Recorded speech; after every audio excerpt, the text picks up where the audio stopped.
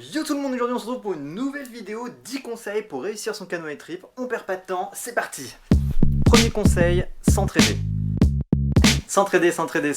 C'est hyper important de s'entraider. Vous allez voir que l'aventure est pas forcément très facile. Il y a pas mal de passages assez techniques, surtout les transitions en canoë où même à deux vous pouvez avoir pas mal de difficultés.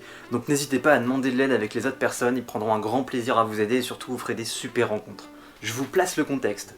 Toi et ton pote, le canoë et une grande dénivelée et la galère commence. Vous allez vous en souvenir, croyez-moi. Alors vraiment le canoë trip, vous pouvez le faire à deux. Mais je vais être honnête avec vous, il y a pas mal de passages qui sont quand même assez compliqués, voire très fatigants et ça peut être très pénible de prendre ses affaires, de les amener à un point, de revenir chercher le canoë, recharger le canoë. Vous allez voir, c'est pas facile. Ouais, parce que vous avez toujours vos vivres, votre sac à dos, votre matériel et le canoë à trimballer. Ça fait quand même beaucoup de choses. Bien sûr, vous avez des roues, vous allez pouvoir mettre votre canoë dessus et faciliter le transport, mais ces roues ne peuvent pas supporter un poids de plus de 85 kg dans mes souvenirs. Donc si vous faites le calcul, le canoë plus vos sacs à dos, votre matériel, les vivres, vous allez très rapidement aller au-dessus de ces 85 kg.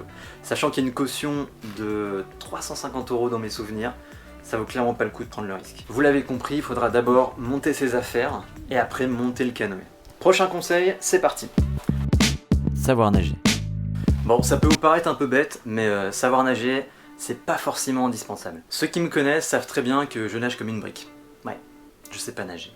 C'est un peu ironique pour un mec qui a habité toute sa vie à côté de la mer. Ouais. Alors la question c'est, est-ce que si tu sais pas nager, c'est un problème? Pas du tout, parce qu'en fait t'as un gilet qui va te permettre de flotter très facilement dans l'eau.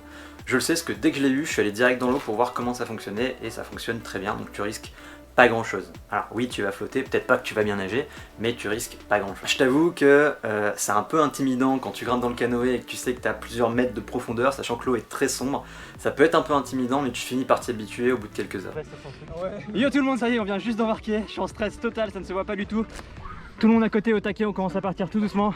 J'ai vraiment hâte de commencer l'aventure, mais je suis totalement en stress.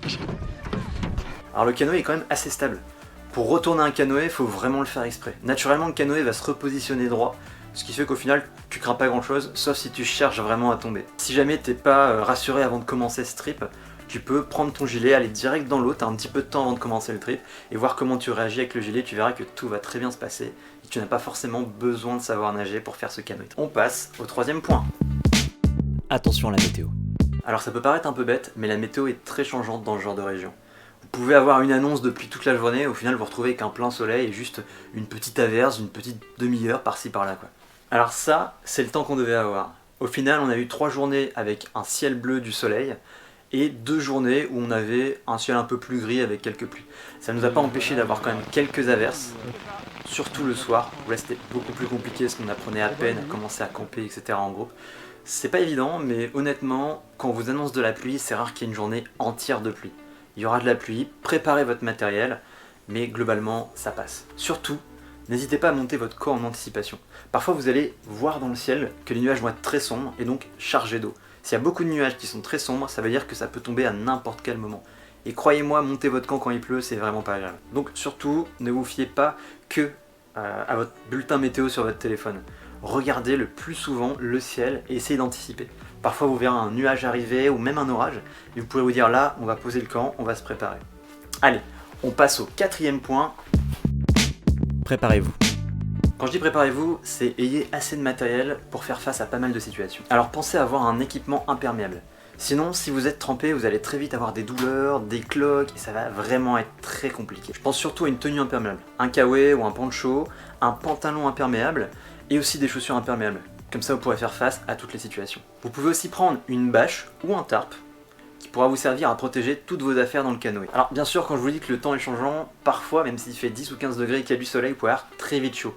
Donc pareil, une tenue en short, de quoi pouvoir se baigner, mais aussi un t-shirt pour être bien. Prenez aussi des produits biodégradables pour ne pas polluer la nature. Il existe des petites pastilles pour se brosser les dents qui sont vraiment très efficaces, qu'on peut recracher, qui vont se dissoudre très simplement dans l'eau. Mais aussi des gels douche biodégradables. Alors, petit plus pour vous, n'hésitez pas à prendre du baume du tigre. Baume du tigre rouge et baume du tigre blanc, qui va vraiment vous permettre en fin de journée de récupérer. Un petit massage, que ce soit un automassage que vous pouvez vous faire, ou demander à quelqu'un de vous en faire un, ça fait toujours du bien pour la récupération. N'hésitez pas aussi à avoir une couverture de survie qui vous permettra de vous réchauffer si jamais vous avez froid, mais aussi de pouvoir la mettre juste en dessous de la tente et pouvoir vous isoler un peu mieux du sol. Alors il y a aussi une liste non exhaustive de tout ce que vous pouvez avoir besoin sur le site web, sachant que vous recevrez une liste en détail quelques semaines avant de partir. Alors petit bonus, le panneau solaire. Alors ça c'était vraiment une de mes belles surprises du voyage. Je pense que j'en ferai une vidéo parce qu'il y a beaucoup de choses à dire autour de ce panneau solaire. Donc là vous allez voir, ça se divise en 4 panneaux. Un ampéramètre qui permet de savoir à peu près la puissance du soleil, donc la puissance de recharge. Une housse de compartiment pour ranger un peu tous tes fils, ce qui était vraiment pratique. Et ça relié avec un power bank, donc une batterie. Et clairement ça m'a permis d'être autonome pendant tout le voyage. C'était vraiment dingue, ce matériel là m'a permis de filmer avec la GoPro, le téléphone, le drone, mais aussi de pouvoir être actif sur les réseaux en pouvant partager mon voyage en live. Et ça c'était vraiment génial. Bref, c'est vraiment important de bien s'équiper pour pouvoir profiter de son voyage et ne pas regretter et se dire mince, si seulement j'avais eu ça. Allez, on enchaîne sur le prochain conseil. Attention aux insectes. Alors, je vais être honnête avec vous, moi, j'ai pas eu de soucis avec les insectes. J'ai même eu aucune piqûre. Mais j'ai certains de mes amis qui n'ont clairement pas été épargnés durant ce voyage et ça peut être un vrai calvaire. Alors, j'ai une petite anecdote à vous raconter. Quand on est arrivé au camp de base pour la première fois, après le trajet, il y avait déjà les équipes qui avaient fait leur canoë trip une semaine avant. Donc ceux qui ont fini leur canoë trip, ils arrivaient au camp de base, ils se sont installés pour dormir la nuit et nous après on prenait leur place, on récupérait les canoës et on y allait. Et dans ce groupe-là, il y avait un mec qui a regardé comme ça sur son corps et il a trouvé un tic. Donc un de ses potes est venu voir, il a confirmé que c'était un tic, ils en ont enlevé un. Et après, il en a trouvé un deuxième, troisième, quatrième, et à partir de ce moment-là, tous ses potes lui ont dit ok, mets-toi à poil et on va totalement t'inspecter. Et ils ont trouvé 7 tics. Ouais, 7 tics. Je peux vous dire que ce gars, à chaque fois qu'il trouvait un tic, ils étaient en train de gueuler. C'était un truc de fou. Vraiment, avoir un tic, c'est pas de chance. En avoir plusieurs, c'est compliqué. Donc n'hésitez pas à prendre votre pince à tic. C'est clairement un obligatoire ce truc-là. C'est obligatoire. Clairement, c'est obligatoire. Mieux vaut anticiper parce que si vous avez un tic, il faut l'enlever le plus rapidement possible, en douceur avec du matériel adéquat, une pince à tic. Vraiment.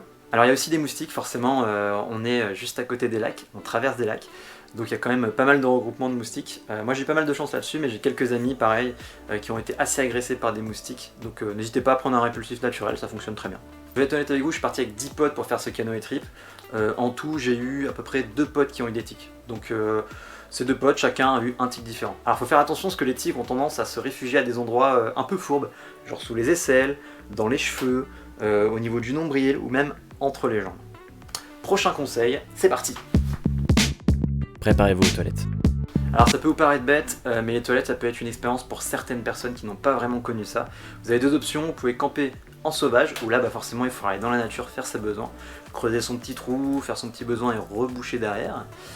Ou dans des camps de base un peu plus aménagés, où là on a une cabane aménagée, mais aussi des toilettes sèches. Et les toilettes sèches ça peut aussi être une expérience parce que forcément on chie dans un trou et les odeurs peuvent être très fortes. Vraiment très forte. Les toilettes sèches sont changées, il me semble, tous les 2-3 jours, je suis pas exactement sûr. Mais du coup, quand tu arrives à la 3e journée et qu'il y a une accumulation d'éjections, c'est dur. Alors moi, clairement, ça allait, parce que voilà, au niveau des odeurs, j'ai pas trop de soucis là-dessus. Donc voilà, il y a un moment, tu rentres là-dedans, tu as envie de faire ce que tu as à faire, tu le fais, et ça fait beaucoup de bien. Voilà. On passe au prochain conseil. Attention au sommeil. Yo tout le monde, 2e jour du trip. Comme vous voyez, c'est pas la grande forme. Alors comme je vous l'ai dit, le canoë trip c'est physique. Vous allez avoir besoin de récupérer. Et le meilleur moyen de récupérer c'est de dormir. Alors ça peut vous paraître assez simple, mais vous allez voir que les nuits sont pas toujours très faciles. Pour la simple et bonne raison que le soleil peut se coucher très tard, donc vers 22-23 h, et se lever à 4 h du matin. Ouais. Pour combler ça, il y a plusieurs astuces. La première c'est le petit masque de nuit. Qui va vous éviter de vous faire réveiller par la lumière du jour pour ceux qui ont un peu de mal à se réveiller ou qui se lèvent plutôt très facilement grâce à la lumière. Ça c'est vraiment hyper pratique. Un autre truc qui peut être très important c'est les bouts de caisse. Alors on se rend pas compte, on se dit que la nature c'est calme, c'est paisible, mais pas forcément. Il peut y avoir plein de petits bruits qui peuvent très vite vous nuire à votre sommeil. Ça peut être des bruits d'insectes, des bruits d'oiseaux, même simplement le bruit du vent sur les feuilles, ça peut faire beaucoup de bruit.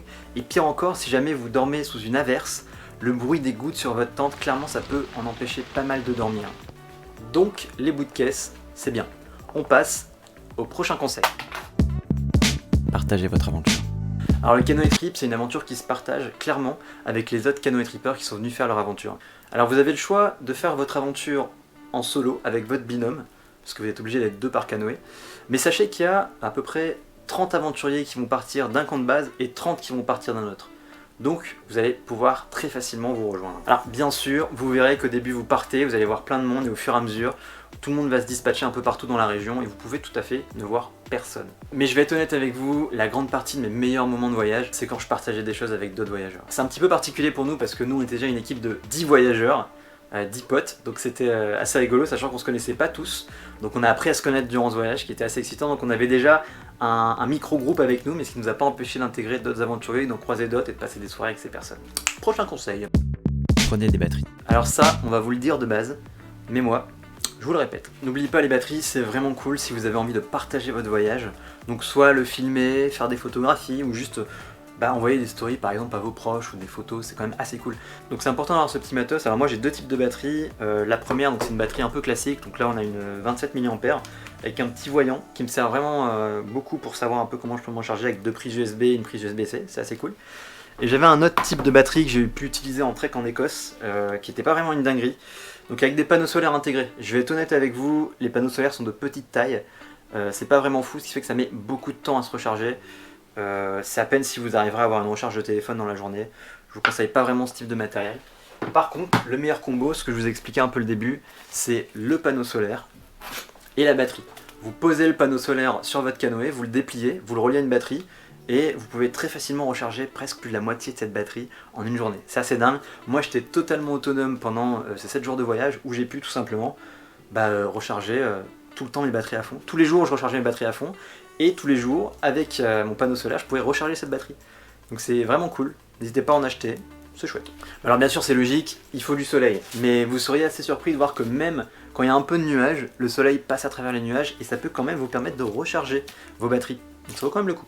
On passe au prochain conseil. Profitez du voyage. Alors je sais ce que tu te dis, mais c'est un conseil ça? En fait, totalement on en oublie parfois de se déconnecter un peu des réseaux, de profiter vraiment de ce voyage de dingue. De prendre du temps pour soi, du temps pour discuter un peu avec les gens que tu rencontres et vraiment de savoir apprécier le moment. C'est vraiment incroyable. Vous allez voir, il y a une sensation de liberté qui est réellement incroyable. Tu peux te dire, t'es là sur l'eau et t'es libre, tu vas où tu veux, quand tu veux, tu dors où tu veux, c'est juste dingue. Vraiment, prenez le temps de vivre l'instant présent durant ce canoë trip. C'est l'essence même d'un voyage et encore plus de ce trip. Voilà, c'est terminé pour les conseils, j'espère qu'ils vont vous aider à mieux appréhender le canoë trip. Si vous voulez en savoir plus sur ce voyage, j'ai réalisé une vidéo qui s'appelle Le canoë trip c'est quoi, qui va vous permettre de mieux comprendre ce voyage. Mais aussi, j'ai fait une série de 6 vlogs avec quelques petites vidéos bonus qui vont vous permettre de vous immerger totalement dans ce voyage, de voir ce que moi j'ai vécu avec mon équipe de potes, où vous allez voir qu'il y a eu des moments assez techniques, assez difficiles, que le matin on se réveillait parfois très claqué. Et c'est une belle aventure, mais ça vaut le coup de le vivre. Il y a aussi une vidéo entièrement réalisée en drone, vue du ciel, le canoë trip, que je vous invite à voir. Vous allez vraiment découvrir la région dans laquelle on a pu faire notre trip. N'oubliez pas de liker la vidéo, commenter, partager, mais aussi cliquer sur la petite cloche si vous voulez en savoir plus sur le canoë trip. Il y a peut-être d'autres vidéos qui vont arriver. On se retrouve dans une prochaine vidéo. Bisous. Et surtout n'oubliez pas, partez voyager.